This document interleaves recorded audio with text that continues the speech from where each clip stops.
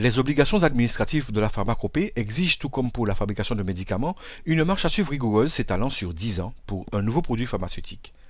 Au lendemain de son 10e anniversaire, la fabrication de ce même produit devient libre par un autre laboratoire qui est contraint tout de même de conserver les propriétés du médicament original, appelé désormais générique. La même molécule, le même principe actif, les mêmes composantes, seulement ce médicament vient quand le princeps a 10 ans et que son brevet est tombé dans le domaine public.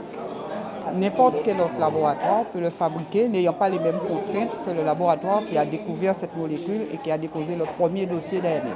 Pour des raisons économiques, les pharmaciens doivent impérativement proposer et persuader les patients de l'authenticité du générique que les autorités privilégient aux fins de réduire des dépenses de santé. On nous demande d'en vendre, nous en vendons. Bon, nous nous heurtons parfois aux patients qui refusent, mais le patient, s'il le refuse, il paye. Ou alors il a la possibilité de demander à son médecin d'écrire à côté de son médicament, ne pas substituer. Si l'ordonnance n'a pas de mention, on ne peut pas faire de tiers payant et le patient paye son médicament, paye son princeps et il se fait rembourser après par la sécurité sociale. Moi je pense que les patients en ont peur parce qu'ils n'ont pas toutes les explications qu'il faut sur la genèse des médicaments génériques.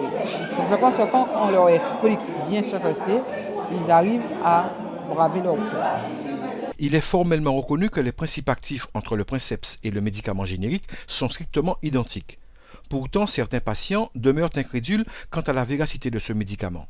C'est à croire qu'il s'agisse que d'un phénomène psychologique qui veuille ôter au générique les formules pharmaceutiques qui lui sont reconnues parce qu'il est la photocopie conforme d'un médicament ayant déjà fait ses preuves.